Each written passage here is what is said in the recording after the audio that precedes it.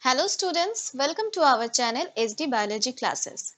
In my last video, I have discussed about androecium and gynoecium, the male and the female reproductive parts of the flower. Today, I am going to discuss about the placentation. So students, let's start it. So students, what is our learning objectives of today's class? Today our learning objectives are what is placentation, the definition and the example of different types of placentation, and the assignment part. So first of all, we will discuss about the placentation. From the name, we can understand it very well that placentation is the arrangement of placenta inside the ovary. But before knowing about the placentation, we have to know what is placenta. What is placenta? The ovules are attached on the ovary wall by a cushion-like soft structure. This structure is called as placenta. Now, how the placenta are arranged inside the ovary, that means what? How the ovules are arranged inside the ovary, this is called as the placentation. So, students, there are different types of placentation that we can observe in different family, in different flowers. What are those placentation? What are the types of placentation? Marginal, parietal, axile, free central, basal and superficial. These are the important types of placentation that we can see in different families and also in different flowers. We will discuss about all these types of placentation one by one. So first of all, we discuss about the marginal placentation. Marginal placentation we can see in pea and other members of Leguminosae. What kind of placentation is it? It arises from the name, we can understand it very well that the ovules are attached on the ovary wall, on the margin of the ovary wall. And but remember one thing, that here the placentation is not true placentation or true placenta. It is not true placenta. That's why it is also called as the false placentation. And what type of ovary we can see here? We will get, or what type of gynoecium we can see here in marginal placentation can be observed in monocarpellary gynoecium that bears several ovules inside the chamber of the ovary. So, but remember the true placenta is absent, that's why it is also called as the false placentation. We can see it in the member of Leguminosae and also in pea. Now we will talk about another type of placentation that is called as the parietal placentation. From the name, again we can understand that parietal means where the placenta or the ovules are attached on the ovary wall, on the periphery of the ovary wall. Then it is called as the parietal placentation. And where can we see the parietal type of placentation? We can see it in multicarpellary ovary or multicarpellary gynoecium. Usually it is unilocular. That means many carpels are there, but the carpels, the ovary of the carpels are fused and make a single chamber. So it is multicarpellary syncarpous gynoecium where the unilocular chamber is present. We can see this type of parietal placentation in the members of Cucurbitaceae, and we can see it in mustard, argemone, etc. But in case of mustard, one thing happens, a false septum is formed. It is a false septum. That is also called as rhapellum. It is not a true septum, so it seems that it is a two chamber or bilocular structure, but actually it is not. It is a soft false septum that developed from the ovary wall, inner wall of the ovary, and where the ovules are attached on the margin of the, or on the, the ovules are attached on the periphery of the ovary wall. So this type of where false septum is observed in the parietal placentation, the example is mustard. So it is also very important, remember it. Now we will go to the third type of placentation, that is called as the axile placentation. The axile placentation also we can see in multicarpellary, syncarpous and multilocular ovary. Here you can see many chambers are present, that means many locules are present, and on the axis, from the axis, the ovules are rising. That means on the axis, the ovules attached by the placentation.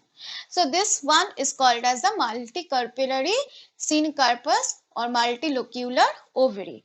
This type of axile placentation we can see in all type of citrus species, that is orange, lemon, etc.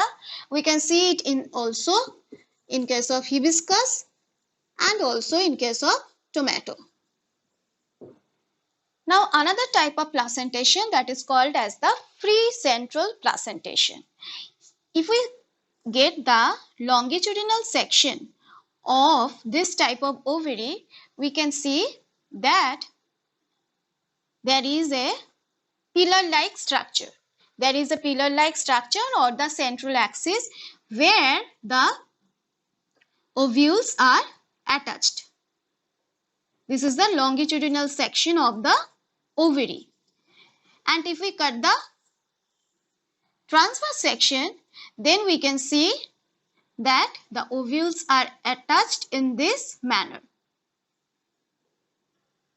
And it is called as the central or free central type of placentation.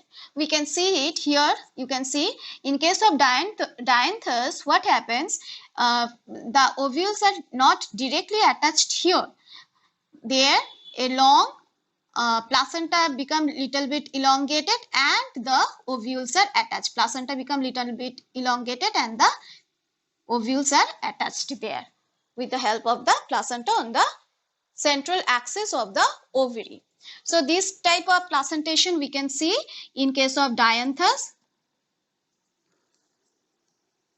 and also in case of primrose. This type of placentation also very important.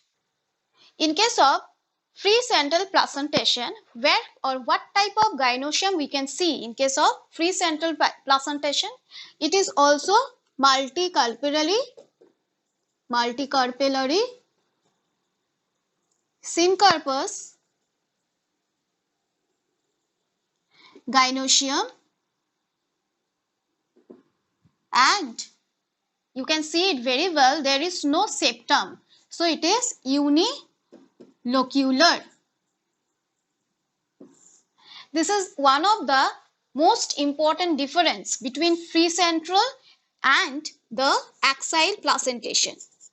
In case of axile placentation, we see that the placenta occurs or the ovules are attached on the axis, on the central axis. In case of free central also, the ovules attached on the central axis. But what is the difference between axile and free central type of placentation?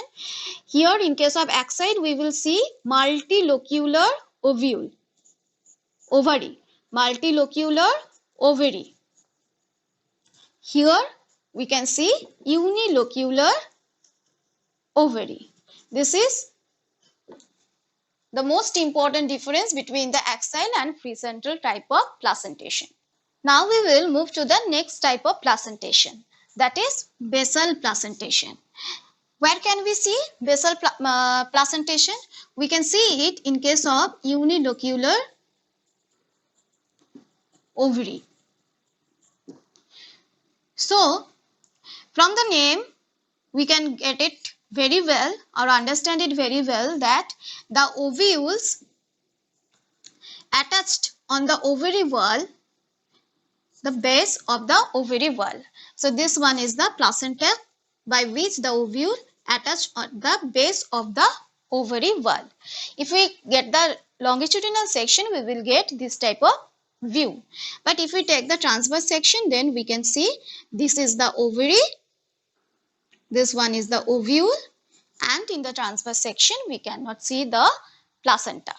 Where can we see basal type of placentation? We can see it Asteraceae, the member of Asteraceae family. Also we can see it in the member of Gramineae family. That means sunflower, marigold, in those flowers we will get basal type of placentation. Now another type of placentation is there, that is called as the superficial placentation. What does it mean, superficial placentation, or what kind of placentation is it? Suppose this one is the ovary wall. This is the inner wall of the ovary. Many chambers are formed. We can get many chambers, and the ovules or the placenta are formed everywhere on the chambers. That means from each and every wall of the ovary we can get the placenta, or the ovules are attached. That means in case of superficial placentation, it is multi-carpellary, syncarpous, and multilocular ovary, and the ovules are attached superficially from the on the margin, on the axis, and every part of the ovary. That's why it is called as the superficial placentation. Where can we see this type of placentation? We can see it in water lily, that is in case of Nymphea species. So students, from today's video we have learned about what is placentation, what is placenta, what are the different types of placentation, and also we get the difference between axile and free central placentation. So students, in the next video we will learn about estivation. Thank you.